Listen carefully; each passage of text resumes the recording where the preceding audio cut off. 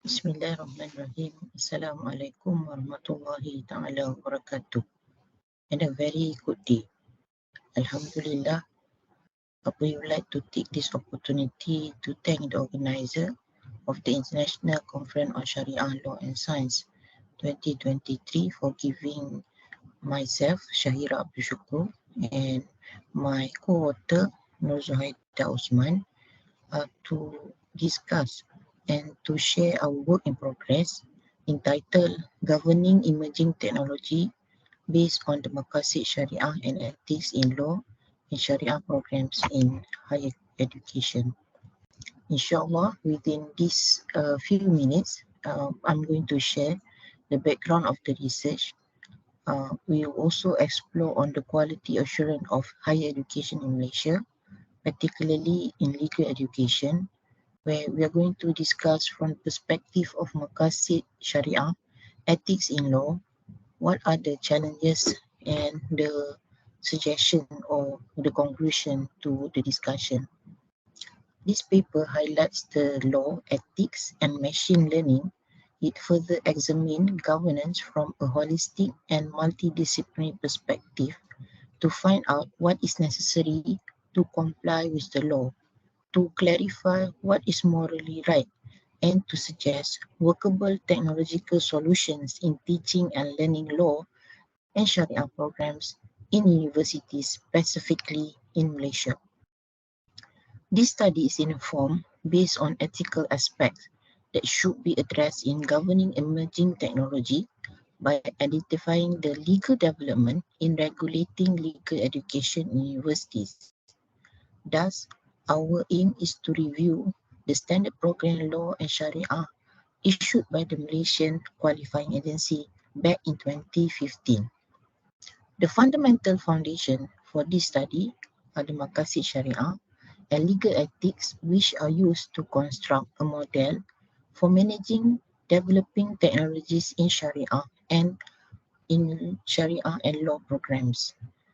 As we know that in governing emerging technologies, it requires a multifaceted approach that prioritizes benefits and costs, trustworthy characteristics, equitable and inclusive processes, and consumer safety, privacy, and also security. It also requires knowledge sharing and cross-sector collaboration to adapt to the unpredictable nature of business models that rely on emerging technologies.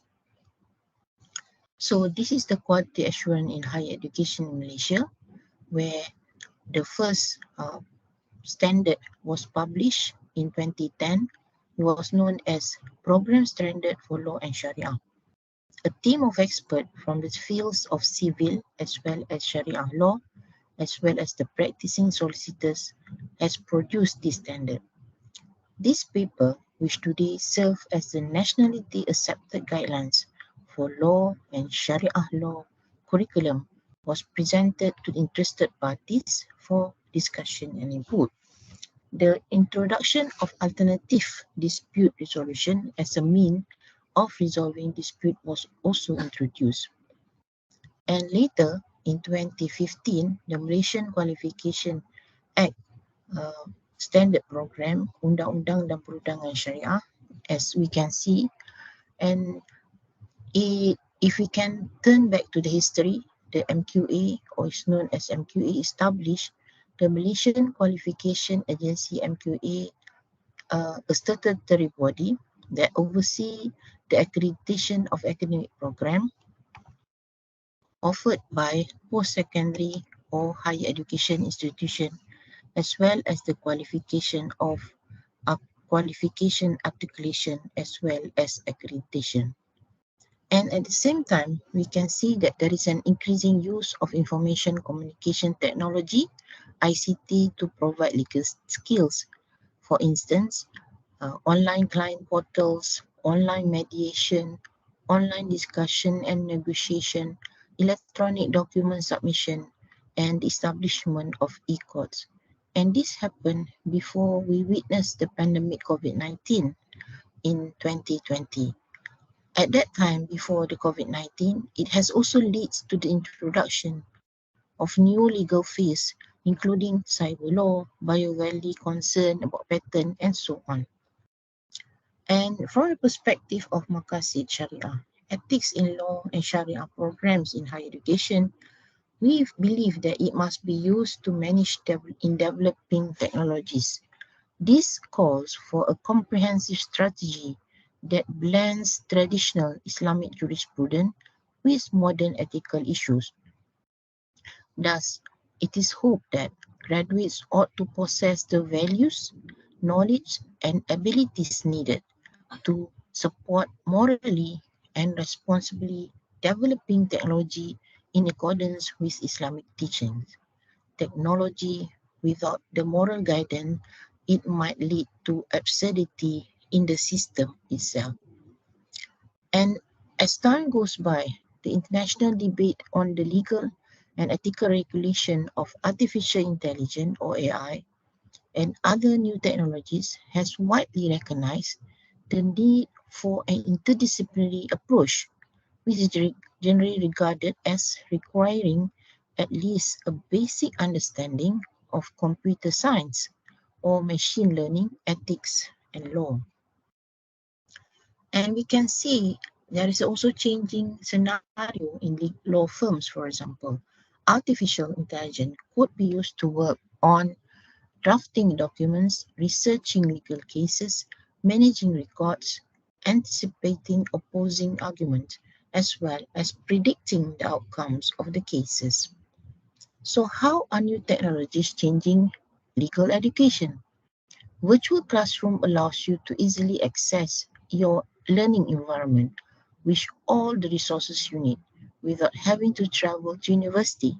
You can learn from legal experts anywhere, as what we are doing at the moment. You have, as long as you have an internet connection. AI, machine learning, and new skills for legal professionals are needed in order to equip our future law students. Question also raised in the context of legal profession by Matthew Stepka last year in 2022. Will the failure to use AI in some aspect of the law, like discovery, ever amount to malpractice? For example, if not using AI is shown to slow the discovery process or result in incomplete disclosures, they may arise a professional obligation to use AI in discovery. Another question, should criminal defendants have a right to access AI tools if helpful to their case? Do attorneys need to disclose their use of AI in a case? If so, do they need to disclose the training data or other inputs used to configure the ML models? Does the lack of effective transparency of ML models make them inappropriate for some applications in the law? How can we ensure there is no embedded bias reflecting sexist or racism sentiments? These four questions make us to rethink again about AI in the legal education. To conclude our short discussion today, these rapid changes in AI also raise profound ethical concern, as what has been raised before. These arise from the potential AI system must embed biases, contribute to climate degradation, threaten human rights, and more. Thus, there is an urgent need to review the current standard to ensure there is some guidelines, not only for the administrators of the university, but also for lecturers and students. Okay, we thank the organizer for giving us the opportunity to share our work in progress. We welcome any question. Thank you. Assalamualaikum warahmatullahi wabarakatuh.